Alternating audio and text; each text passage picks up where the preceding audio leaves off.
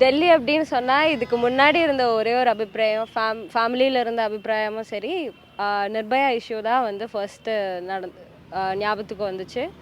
Because நான் ஒரு பொண்ணாக இருக்கிறதுனால.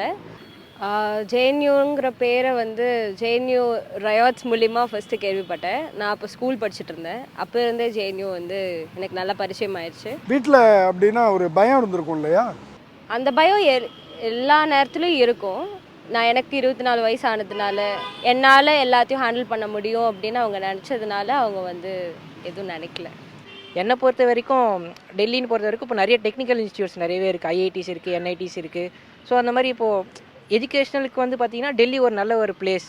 ஜேஎன்யூவில் வந்து இன்ஜினியரிங் இப்போ தான் ரீசெண்டாக ஸ்டார்ட் பண்ணாங்க. ஜேஎன்யூ கிட்ட இருக்க அந்த ஃப்ரீடம் அண்ட் ரிசோர்ஸஸ் இது எல்லாத்தையும் பொறுத்து தான் வந்து நானும் டிசைட் பண்ணிவிட்டு இங்கே வந்தது. இந்த என்வாயன்மெண்ட் ரொம்ப முக்கியம். இங்கே வந்து பல தரப்பட்ட டிசிப்ளின் பசங்க கூட பேசலாம். பல ஊர்லேருந்து வர்ற பசங்கிட்ட பேசலாம். அப்போ நிறைய விஷயம் நம்மளுக்கு தெரிய வருது ஒரே இடத்துல. இங்கே வந்து 9000 ஸ்டூடெண்ட்ஸ்க்கு மேலே இருக்காங்க. அதில் வந்து 95% ஆஃப் ஸ்டூடெண்ட்ஸ்க்கு மேலே வந்து நான் ரெசிடென்ட்ஸ் தான். இங்கே லோக்கலைட்ஸ் கிடையாது. பல ஸ்டேட்லேருந்து இங்கே வந்திருக்காங்க. அதில் தமிழ்நாட்டில் இருந்தால் இங்கே ரொம்ப கம்மியான ஸ்டூடெண்ட்ஸ் படிக்கிறாங்க. டோட்டலாக வந்து ஒரு 60 ஸ்டூடெண்ட்ஸ் தான் இருப்பாங்க. சவுத் இந்தியாவில் நீங்கள் பார்த்தீங்கன்னா கேரளாவில், தெலுங்கானா, கர்நாடகா, ஆந்திராவிலேருந்து நிறைய ஸ்டூடெண்ட்ஸ் இருக்காங்க. 200-300 ஸ்டூடெண்ட்ஸ் இருக்காங்க. தமிழ் ஸ்டூடெண்ட்ஸ் தான் ரொம்ப கம்மி. அதுக்கு முக்கியமான ரீசன் என்னென்னா, நம்ம ஊரில் ஹையர் எஜுகேஷன் ஆப்ஷன்ஸ் வந்து ரொம்பவே அதிகமாக இருக்குது. நம்ம ஊரில் தான் காலேஜஸ் அதிகமாக இருக்குது, யூனிவர்சிட்டி அதிகமாக இருக்குது.